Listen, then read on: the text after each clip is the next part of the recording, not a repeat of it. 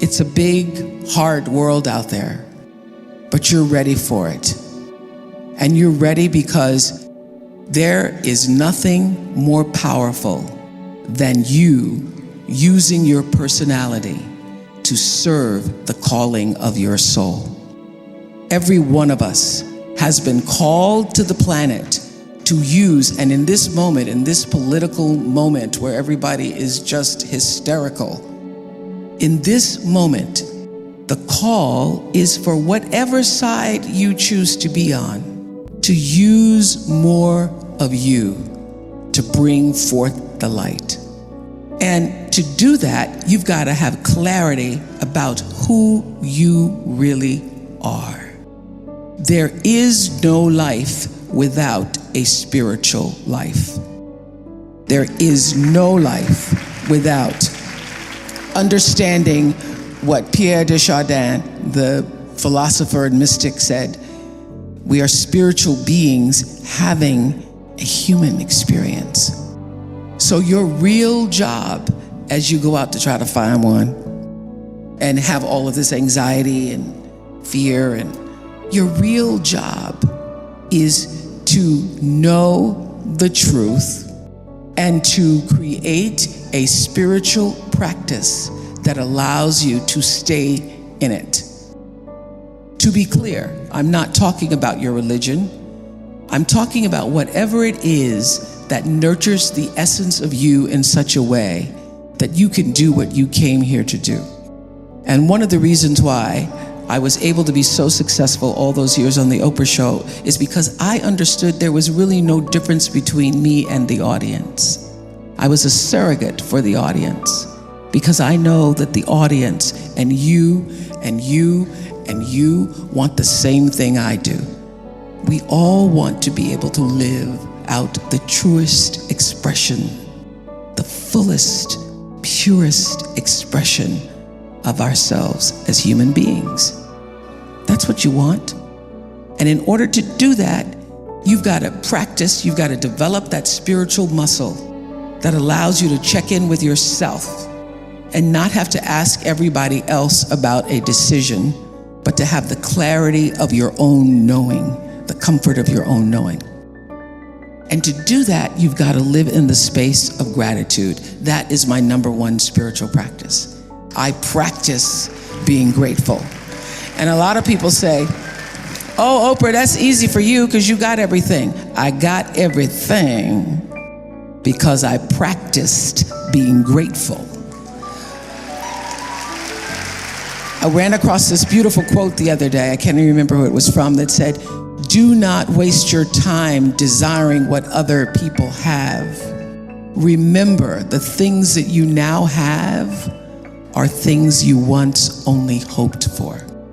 So I live in that space every day of practicing gratitude because I know that being grateful wherever you are, whatever place or space in your life, being grateful changes your personal vibration. I was just having a conversation with Sheryl Sandberg the other day about her book, Option B, and we all know she lost her beloved husband, David. And I said, how did you get through it? And she said, by practicing gratitude.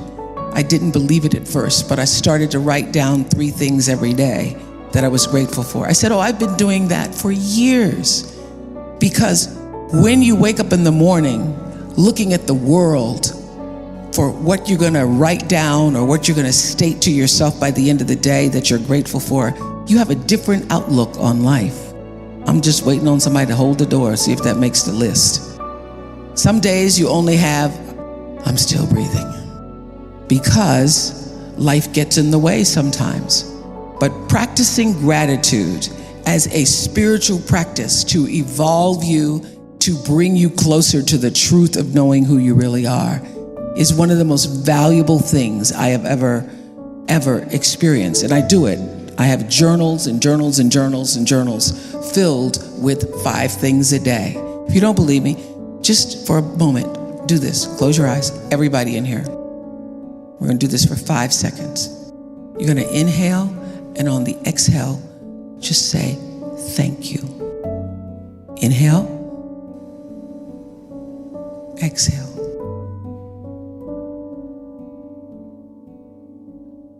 One more time. Let whatever you're most grateful for in your heart in this moment just rise to the surface. Deep breath. Thank you. Open your eyes. Don't you feel better? You feel better. Researchers have shown that if you can just for 17 seconds a day, bring yourself into the space of presence and gratitude, you literally change your vibration. If you can't give yourself 17 seconds, then you don't deserve a good life. You can't give yourself 17 seconds to breathe and say thank you, then just let whatever happens to you. Finally, I leave you with these words. I'm so happy to see my friend Chip Babcock, who is my attorney here. His wife Nancy is a trustee here. And Chip and I go way back to 1998, where I was on trial for saying something bad about a burger. It's under Oprah said something bad about a burger. So I said something bad about a burger, and I was on trial in Texas for 6 weeks, night and day, 9 to 5, on the witness stand for days, testifying about burgers. And I was confused. I was like, I don't understand. I was a mess. I was a wreck. I forgot about intention. And I had to get myself still. It was hard to be still because the cattlemen, they wanted to take me down. Okay, so I'm on the witness stand being tried for saying something bad about a burger, and the prosecutor is saying, you, young lady, conspired to bring down the entire beef industry. Did you not? And you strategized with your team, and you came up with the idea that you were going to do everything you could to take out the cattle industry. Did you not? So I didn't. The more he was spitting on me and charging me with this really struck me. He said, at one point he says, this young lady is a liar because she knew and deliberately tried to take my clients out. It's offensive when you're called a liar and you're not.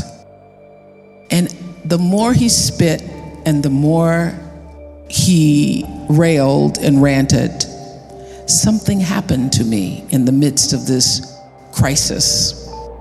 I started to get still, which is my prayer for you. I started to get still. The crazier he got, the calmer I became. And finally, when he called me a liar, I knew in that moment, well now, that is not my truth. You can say a lot of things, but I am not a liar, and I did not conspire to take down the entire beef industry. And the more still I became, the happier I got. I'm in the midst of this trial. Chip can tell you, I came off the witness stand and I went, that was great. He said, why? I said, because I got to see and figure out who I really was in the face of being called a liar, being called a conspirator, being told who I was not. And what I know is all trial, everybody goes through trials. I just happen to be in an actual trial. All people, if you live long enough, there's going to be a trial in your life. It may be disease, it may be jobs, it may be any number of crises that stand outside yourself to try to tell you who you are. Are you not? And it is your job to know the truth and let that truth set you free.